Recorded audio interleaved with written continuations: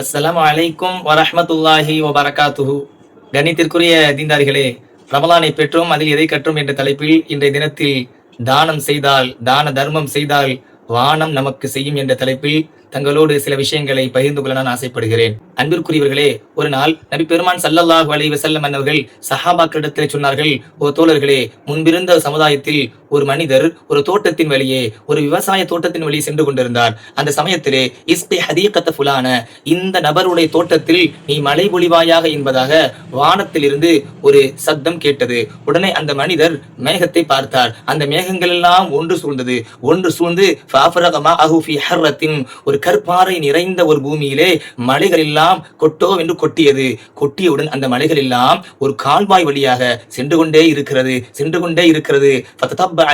அந்த மனிதர் அந்த தண்ணீரை பின்பற்றி சென்று கொண்டே இருக்கிறார். அங்கே ஒரு மனிதர் தோட்டத்திலே வேலை செய்து கொண்டிருக்கிறார். அங்கே எல்லா தண்ணீர்களும் ஒன்று கூடி அவருடைய தோட்டத்திற்குள் நுழைகிறது. அவர் அந்த தண்ணீரை எல்லா வயல்களுக்கும் பாய்ச்சி கொண்டே இருக்கிறார். உடனே நான் அவர் அருகிலே சென்றேன். சென்று அப்தல்லா, ஓ அல்லாஹ் நடிமையே, மஸ்முக்க, உங்களுடைய பெயர் என்ன என்பதாக கேட்டேன். உடனே அவர் வானத்திலே எந்த பெயர் கேட்டதோ அதே அந்த பெயரை தான் அவரும் உச்சரித்தார். உடனே அந்த மனிதர் கேட்டார், என்னுடைய பெயரை எதற்காகவே நீங்கள் கேட்கிறீர்கள் என்று சொன்ன பொழுது நடந்த விஷயத்தை சொன்னேன். நான் ஒரு தோட்டத்தில் நடந்து கொண்டு வந்திருந்தேன். அங்கே மழையினுடைய அறிகுறிகளே இல்லாமல் இருந்தது. அந்த சமயத்தில் தான் வானத்திலிருந்து ஒரு சத்தம் கேட்டது. உங்களுடைய தோட்டத்திற்குள் சென்று மழை பொழிய வேண்டும் என்பதாக கூறப்பட்டது.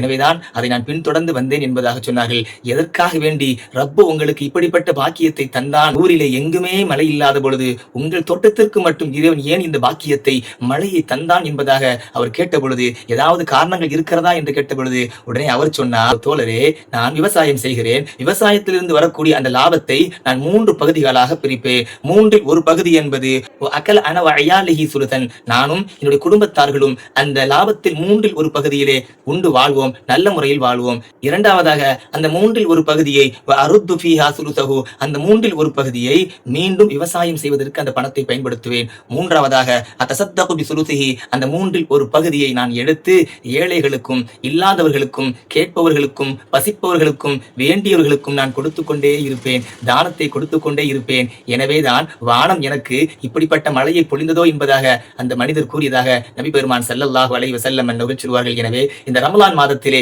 ஏழைகளின் மீது நாம் அன்பு கொண்டு, அவர்களின் மீது இரக்கம் கொண்டு, அவருடைய வாழ்வாதாரத்தை நாம் பங்கெடுக்க வேண்டும். அவருடைய உணவு தேவையில் நாம் பங்கெடுக்க வேண்டும். அவர்களுக்கு ஆடை தேவைப்பட்டால் ஆடைகளை கொடுக்க வேண்டும். அவர்கள் தொழில் செய்ய வேண்டும் என்று விரும்பினால் அவர்களுக்கு வேண்டிய அந்த தொழில்களுக்கு தேவையான அந்த பொருள்களை வாங்கி கொடுக்க வேண்டும். அவ்வாறு நாம் தானம் செய்தால் வானம் நமக்கு செய்யும். இன்னும் அல்லாஹ் நமக்கு வாரி வாரி வழங்குவான். அஸ்ஸலாமு அலைக்கும் வரஹ்மத்துல்லாஹி வபரகாத்துஹு.